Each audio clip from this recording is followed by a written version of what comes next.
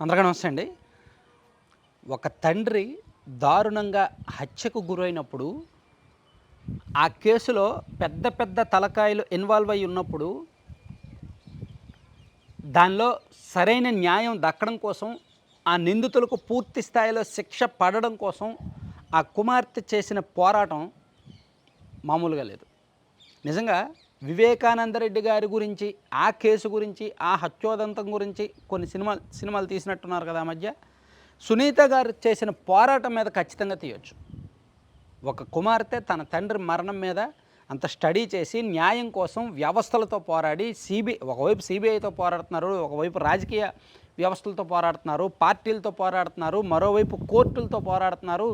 So మామూలుగా కాదని అంటే ఆమె ఫైట్ చేస్తూనే ఉన్నారు. దానికి కారణం ఏంటంటే నిందితులకు శిక్ష పడాలి, చేసిన వాళ్ళు తప్పించుకోకూడదు అనేది ఆమె తాపత్రయం. అందుకు ఒక కుమార్తెగా ఆమె చేయాల్సిన ప్రయత్నాలన్నీ చేస్తున్నారు. పిటిషన్ల మీద పిటిషన్లు వేస్తూనే ఉన్నారు. రకరకాల కారణాలతో రకరకాల అంశాలను చూపించి పిటిషన్లు వేస్తూనే ఉన్నారు. తాజాగా ఆమె తెలంగాణ హైకోర్టులో ఒక పిటిషన్ వేశారు. అదేంటంటే ఈ విచారణలో తదుపరి దర్యాప్తునకు ఆదేశించాలి అని. సో అక్కడ ఏం జరిగిందంటే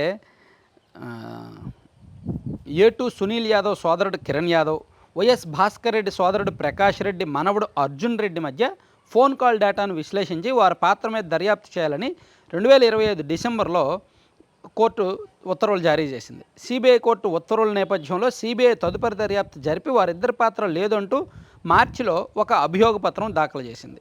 ఈ నేపథ్యంలో సిబిఐ కోర్టు ఉత్తర్వులను సవాల్ చేస్తూ సునీతారెడ్డి మరోసారి హైకోర్టును ఆశ్రయించారన్నమాట.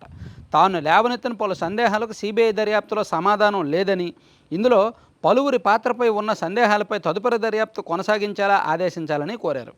నిజానికి సుప్రీంకోర్టు కూడా తదుపరి దర్యాప్తు విషయంలో కొన్ని పరిమితులు విధించింది. కానీ సునీతారెడ్డి గారు మాత్రం ఎవరెవరి పాత్ర మీద విచారణ జరగాలి, ఏ కోణంలో విచారణ జరగాలి, ఎప్పుడు వాళ్ళు మాట్లాడుకున్న అంశం మీద విచారణ జరగాలని ఆమెకు కొన్ని అనుమానాలు ఉన్నాయి. ఆ అనుమానాలను నివృత్తి చేసేలా సిబిఐ విచారణ సాగట్లా.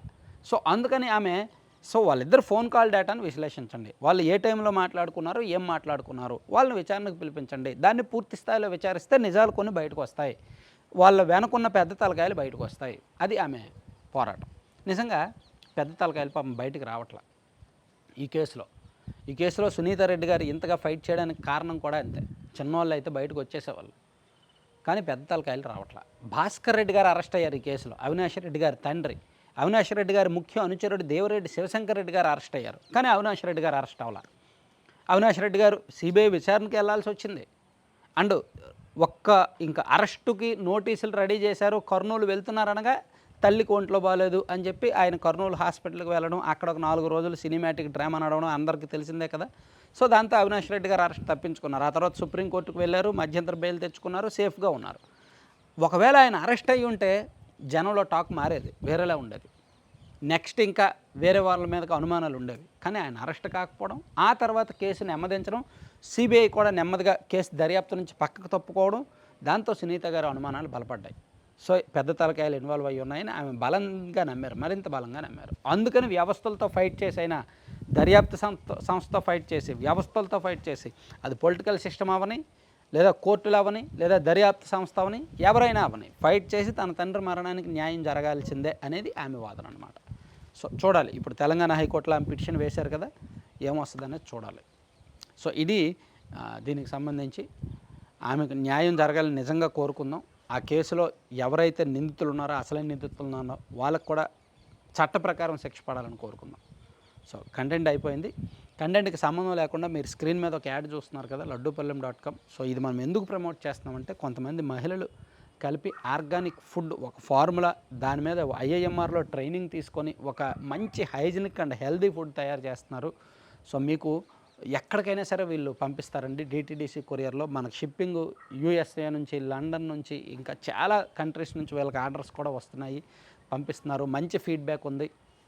సో మీకు కూడా కావాలనుకుంటే laddupallaem.com సైట్ విజిట్ చేసుకోవచ్చు. లేదా ఆ వెబ్సైట్లో అవ్వకపోతే 9997839994 ఆ నెంబర్కి వాట్సాప్లో మెసేజ్ పెట్టండి, లేదా కాల్ చేయండి. మీరు నేరుగా కాల్ చేసైనా మీకు ఏం కావాలో ఆర్డర్ చేసుకోవచ్చు. ఏప్రిల్ నెల వాళ్ళ ఫస్ట్ యానివర్సరీ కాబట్టి కొన్ని డిస్కౌంట్లు ఉన్నాయి, కొన్ని ఆఫర్స్ ఉన్నాయి. సో అంటే మనం ప్రమోట్ చేస్తున్నాము అంటే ఆ బ్రాండ్ వాల్యూకి తగ్గట్టు మన సబ్స్క్రైబర్ సాటిస్ఫాక్షన్ రేట్ తీసుకొని, ఫీడ్బ్యాక్ తీసుకొని మనం ప్రమోట్ చేస్తున్నాం. దీనిలో నచ్చితేనే కొనొచ్చు, కాకపోతే ఒకసారి ట్రై చేయండి. Thank you.